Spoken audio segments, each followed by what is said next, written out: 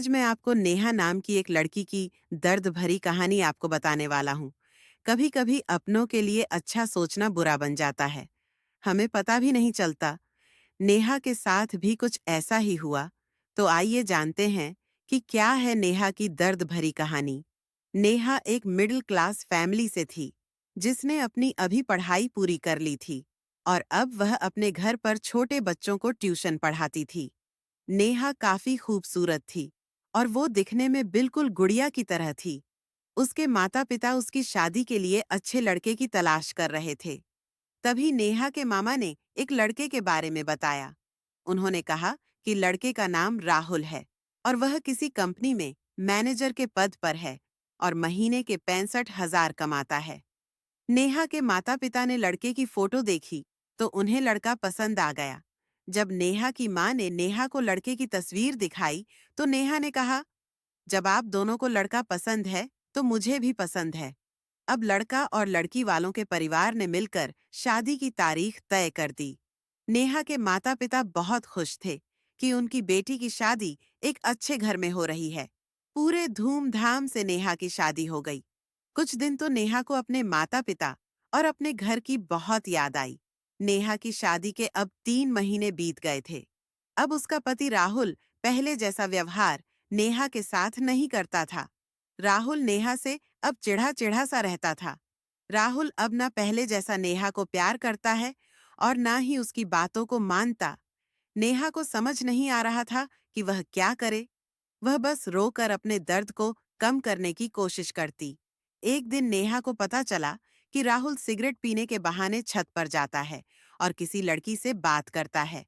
जब नेहा ने राहुल से पूछा कि आप रोजाना छत पर जाकर किससे बात करते हैं, तो इस पर राहुल ने जवाब दिया कि वह मेरे ऑफिस का फ्रेंड है, मैं उसी से बात करता हूँ और तुम अपने काम से मतलब रखो।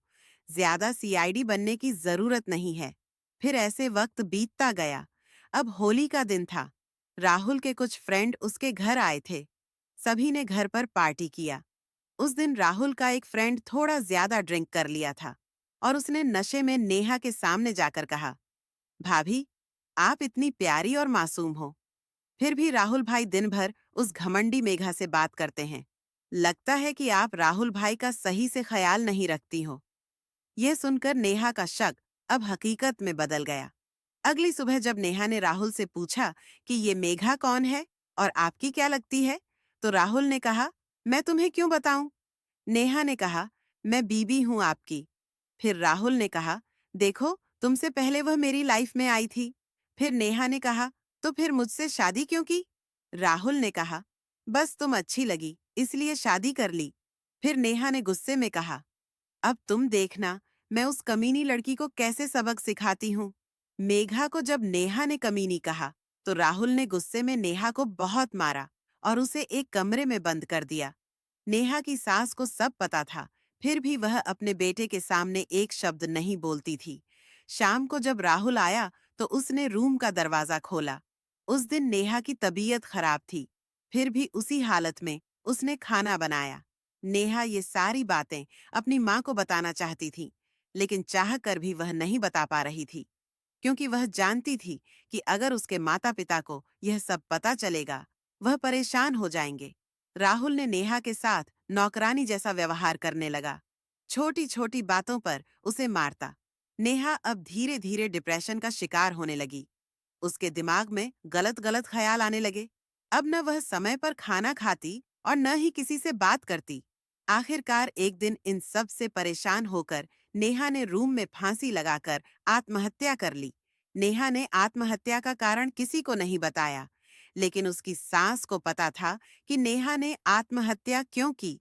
दूसरी तरफ नेहा के माता-पिता का रो-रो कर बुरा हाल हो गया।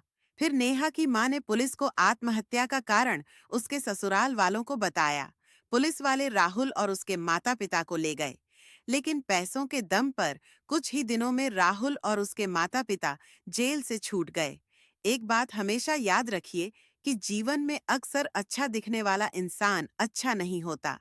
उसके अंदर कहीं न कहीं बुराई छुपी होती है और वही बुराई किसी की जिंदगी बर्बाद कर देती है। कुछ ऐसा ही नेहा के साथ हुआ। मैं कहना चाहता हूँ कि कुछ लोगों के माता-पिता जब अपनी बेटी की शादी करते हैं, तो पैसे वाले घर को ज्यादा महत्व देते हैं। उनको लगता है लड़का ज्यादा पैसे कमाता है, तो उनकी लड़की खुश रहेगी। लेकिन यह जरूरी नहीं है। सिर्फ पैसे से ही खुशी नहीं मिलती। इंसान अच्छा होना चाहिए। पैसे थोड़े कम ही हो, पर इंसान अच्छा हो तो पूरी जिंदगी सुकून से बीतेगी। मैं राहुल जैसे लड़कों से कहना चाहता हूँ कि शादी एक पवित्र रिश्ता है। एक लड़की अपना घर परिवार छोड़कर हमेशा के लिए तुम्हारे पास चली आती है, और फिर भी अगर तुम उसके साथ गलत करते हो, तो तुम बहुत ही गिरे हुए इंसान हो।